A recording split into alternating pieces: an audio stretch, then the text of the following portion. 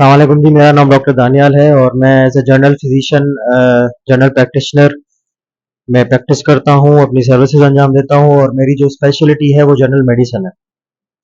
आज का जो टॉपिक है वो बहुत ही कॉमन है, जिसको हम बोलते हैं सेल्फ मेडिकेशन। सेल्फ मेडिकेशन मतलब कि खुद ब खुद जाके दवाई ले लेना किसी भी अपने तकलीफ के लिए, मर्ज के लिए, बिना डॉक्टर के मशवरे के। और वो किसी भी मेडिकल स्टोर पे जाके बताना कि मुझे दर्द हो रहा है, जुकाम है, नज़ला है, खांसी है, उनसे पूछ के दवा ले लेना, या जो है खुद ब खुद किसी दोस्त से पूछ के ले लेना कि उसको भी वायरल हुआ था, वायरल चल रहा है, मौसम चेंज हुआ है, उसने ये दवाई ली थी तो मैं भी ले लेता हूँ। तो ये बहुत ही हार्मफुल साबित हो सकता है। कभी भी सेल्फ मेडिकेशन नहीं करें। अगर डॉक्टर को बिठाया गया है तो कोई मकसद होगा, और डॉक्टर की जो पढ़ाई है इतने सालों की, उसका एक्सपीरियंस, उसकी समझ, ज़ाहिर बात है एक आम इंसान वो चीज़ नहीं प्रिस्क्राइब कर सकता। बहुत सी दवाएं हैं जो बहुत से लोगों में नहीं दी जाती, उनकी सेहत को देख के, उसके वेट के हिसाब से दी जाती हैं, उनकी उम्र के हिसाब से दी जाती हैं। तो ये बहुत सी चीज़ें हैं जिसका हमें बहुत ज़्यादा ख्याल रखना चाहिए और सेल्फ मेडिकेशन नहीं करनी चाहिए। बहुत ही कॉमन है हमारे पाकिस्तान के पॉपुलेशन में सेल्फ मेडिकेशन। तो इसमें ये है कि बहुत सी दवाएं हैं, जैसे कि मैं आपको कुछ एग्जांपल्स दे देता हूँ कि हमने फॉर एग्जाम्पल विटामिन डी का कैप्सूल बहुत ही कॉमन मशहूर है कि लोग खुद खरीद के ले लेते हैं। बहुत से ब्रांड्स हैं जिसके नाम है। अब कोई कैप्सूल एक हफ्ते में एक दफ़ा लेने का होता है, कोई रोज़ लेने का होता है। तो उसमें ये इश्यूज होते हैं, अगर आप विदाउट प्रिस्क्रिप्शन उसको कंटिन्यू महीना खा लेते हैं तो वो जमा हो जाता है आपके गुर्दे में और आपके गुर्दे फेल करा सकता है। ऐसे बहुत से लोग हैं जिन्होंने विटामिन डी विदाउट प्रिस्क्रिप्शन लिया है, उसके इंजेक्शन लगवाई हैं, दूध में मिला के पिया है, उनके गुर्दे खत्म हो गए, वो डायलिसिस में आ गए। तो ये बहुत सी चीज़ें हैं जिसका हमें बहुत ज़्यादा ख्याल करना चाहिए। और जैसे कि दूसरा मैं आपको मिसाल दूं, पेन किलर बहुत ही कॉमन, बहुत ही आम, नाम याद होते हैं लोगों को, लेके आते हैं, खुद खा लेते हैं। पेन किलर आपके मैदे में ज़्यादा खाने से ज़ख्म कर देता है। ऐसी बहुत सी पेन किलर्स हैं।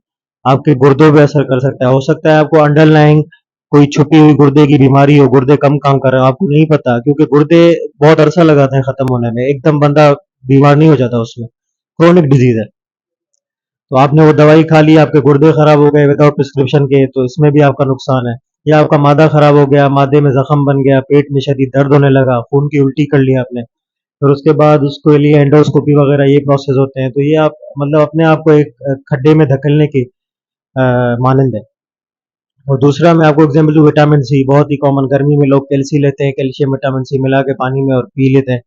वो रीनल स्टोन्स करवा सकती है, ज़्यादा एक्सेस में डिहाइड्रेशन भी करवा सकती है। रेयर है लेकिन करवा सकती है।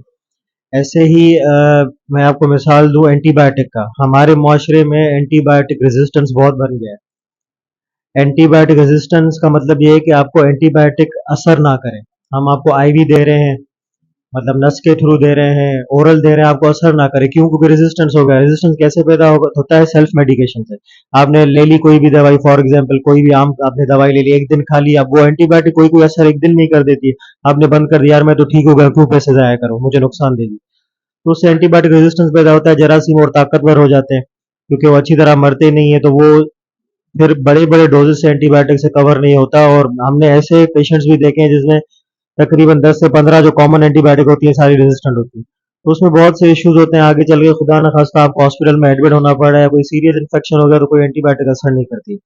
या एंटीबायोटिक आपने ज्यादा खा ली, उसने मैदा खराब कर दिया या आपके गुर्दे खराब कर दिए। तो सेल्फ मेडिकेशन को जितना आप चाहें इसको अवॉइड करें।